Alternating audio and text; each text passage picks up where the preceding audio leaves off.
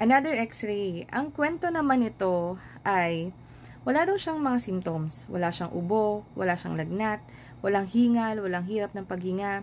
Tapos, ito ay ginawa pre-employment niya. Sa pre-employment niya, may nakita na something or parang hazy or suspicious siguro sa right upper and then pina-apicolordotic siya. Ito yung lumabas sa apicolordotic. Ngayon, kung titingnan mo nga naman, kasi sa apicolordotic, di ba? Tingnan mo ang difference ng left niya tsaka ng right. May kita mo nga dito parang may parang pabilog, di ba? Tapos may ganyan, parang may mga hazy opacities, no? Yan. So, kung ako, titingnan ko to as TB. Pero, ang basa kasi ay ganito. Ayan. So, ang sabi dito is, essentially clear lung parenchyma, heart, diaphragm, bones, and tissues are within normal. So, walang check. So, ibig sabihin, with findings siya.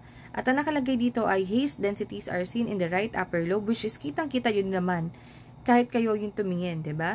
And then, ang impression is pneumonia right upper lobe. Ngayon, tulad ng sinasabi natin, kaya nalilito yung patient natin kasi diniagnose siya or impression sa kanya, base sa kanyang x-ray is pneumonia right upper lobe. Tulad yan, right upper lobe.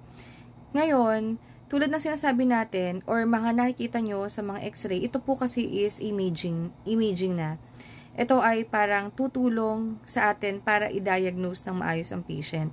Pero, nakabase pa rin po sa history and physical examination ang pag-diagnose sa mga pasyente. Kumbaga, ito po is adjunct para po ma-diagnose natin. Ngayon, kung babalikan natin ang history, wala siyang any symptoms, wala siyang ubo, wala siyang lagnat. Pwede rin pakuhaan ng dugo para makita natin kung elevated ang white blood cell count.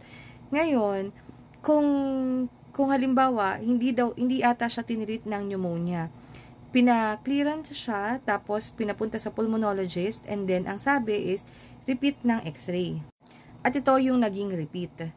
So, pagka nga naman titingnan mo dito, diba tulad nga sabi ko sa inyo kanina dun sa apicolordotic, parang may mga bilog-bilog na. Here, meron din, oh. Ayan, oh. Yan, diba? Meron na.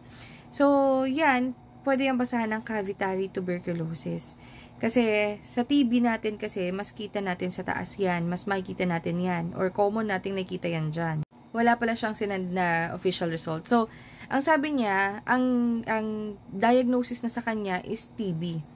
Ngayon, nalilito siya. Bakit nung una is pneumonia? Bakit ngayon ay tuberculosis na? And then, bakit yung result ng x-ray ay tuberculosis na ngayon, samantalang yung una is parang pneumonia? Tulad nga ng sabi natin, yan po ay base po sa x-ray natin. Pero, ang pinaka-best pa rin po talaga, kaya lagi nyo makikita yan, is laging correlation sa inyong symptoms. Correlation sa physical examination. Kasi, hindi po ibig sabihin nilagay dun is pneumonia talaga. So, kung titingnan po natin yung x-ray nyo, mukha talagang cavitary ever since. Ngayon, ang pinaka-best advice po natin na pwedeng ibigay dyan ay, since ito po ay cavitary na, ibig sabihin na uuka na yung iyong baga na nakikita na rin sa x-ray. To the point na nakikita sa x-ray. Ngayon, ang pinaka-best is makapagpasa kayo ng dahak kung yun po yung requirements para din makita. Kasi alam nyo, yung sa pasa ng dahak, nakikita natin dun kung sensitive or resistant na kayo sa gagamitin na gamot. Kasi sayang naman kung iinom kayo ng gamot with the side effects, tapos hindi pala yun bagay na sa inyo. Kaya po importante yung pagpasa po ng dahak. Ngayon, ang problem niya, hindi pa rin yata siya nakakabalik kasi hindi siya makapagpasa ng dahak kasi wala daw siyang ubo. Ganito po, tayo po ay merong secretions pa rin kahit wala tayong ubo. Halimbawa ako, wala po akong ubo. Pero meron po akong kayang hugutin na plema dito sa ating daanan ng paghinga. Ang pinaka-best po natin na pwedeng gawin, kapag sa umaga, magmumug muna tayo, no? Tapos, humingat ng malalim kahit 3 beses.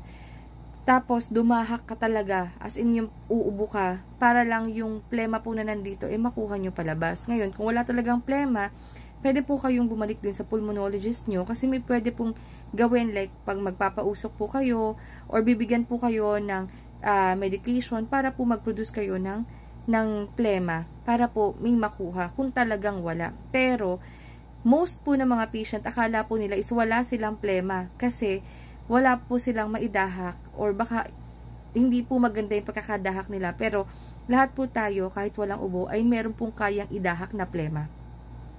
So, mas maganda po ay makapaggamutan na po kayo kasi number 1, pwede po kayo makahawa.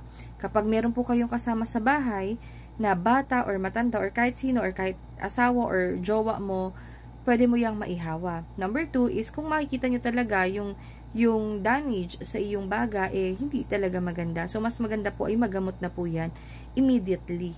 So, sana po ay nakatulong po itong video na to. So, ingat po at bawal magkasakit.